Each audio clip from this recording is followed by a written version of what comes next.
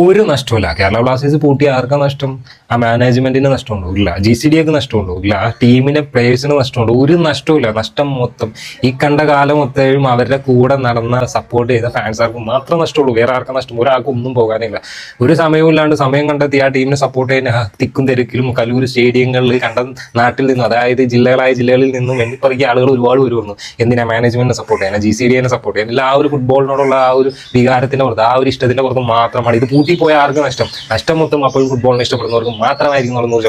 ഈ കണ്ട കോലൊക്കെ കെട്ടിയിട്ട് ആ സ്റ്റേഡിയത്തിന്റെ അകത്ത് അന്ന് നടക്കുമ്പോണ്ടല്ലോ, വിചാരിച്ചിട്ടില്ല ഇന്ന് ഈ ക്ലബ്ബ് ഇത്രയും മതപ്പതിച്ചു പോകുമെന്നുള്ളൊരു കാര്യത്തിൽ ഒരു ഇതുണ്ടായിരുന്നില്ല. അന്നൊക്കെ ഈ പറഞ്ഞ പോലെ ഒരു ആവേശമായിരുന്നു, ഒരു എക്സ്പെക്ടേഷൻ ആയിരുന്നു, ഈ ടീമിനോടുള്ള ഒരു എക്സ്പെക്ടേഷൻ, അല്ലെങ്കിൽ ആ ഒരു നമുക്ക് ഉണ്ടാവുന്ന ഒരു ക്യൂരിയോസിറ്റി ഉണ്ടല്ലോ, അത് പറഞ്ഞറിയിക്കാൻ പറ്റില്ല. എൻ്റെ ജീവിതത്തിലൊക്കെ എൻ്റെ ലൈഫിൽ ആദ്യമായിട്ട് ഇതേപോലെ ചായയൊക്കെ പോയിട്ട് ഒരു ഇന്റർനാഷണൽ മോളിൽ സ്റ്റേഡിയത്തിൽ കളി കാണാൻ പോകുന്നതെന്ന് പറയുന്നത് കേരള ബ്ലാസ്റ്റേഴ്സിന്റെ പല ആളുകളും അങ്ങനെയായിരിക്കും കളി കണ്ടിരിക്കുന്നത്. അന്ന് മുതൽ ഇന്ന് വരെ ആ ടീമിന്റെ കൂടെ ഉണ്ടാകും. ഇത്രയൊക്കെ നമ്മൾ വിമർശിച്ചാലും നമുക്ക് ഒരിക്കലും ഒരു ടീമിനെ അല്ല വിമർശിക്കുന്നത്, അല്ലെങ്കിൽ ആ ഒരു ക്ലബിനെ അല്ല വിമർശിക്കുന്നത്. ആ ഒരു മാനേജ്മെന്റിനും അവർ നമുക്ക് തരുന്ന ആ ഒരു സാധനമല്ല, അത് മാത്രമാണ്. എന്താണെങ്കിലും തിരിച്ചു വരവ് ഉണ്ടാവുമെന്ന് പ്രതീക്ഷിക്കുന്നു. ഇനിയിപ്പോൾ തിരിച്ചു വന്നില്ലെങ്കിൽ നഷ്ടം മൊത്തം ഉണ്ടല്ലോ ഈ ഒരു ഫുട്ബോളിന് തന്നെയാണ്, അല്ലാതെ ഒരു മാനേജ്മെന്റിനോ അല്ലെങ്കിൽ വേറെ ഒന്നിനും സംഭവിക്കില്ല. ഈ ഫുട്ബോൾ ഇഷ്ടപ്പെടുന്ന, അല്ലെങ്കിൽ കേരള ബ്ലാസ്റ്റേഴ്സ് എന്നുള്ള ക്ലബിനെ ഇഷ്ടപ്പെടുന്ന ആ ഒരു ടീമർക്ക് മാത്രം നഷ്ടം വരാനുള്ളൂ. അല്ലാണ്ട് വേറൊരാൾക്ക് ഒരു തൈരും പോകാൻ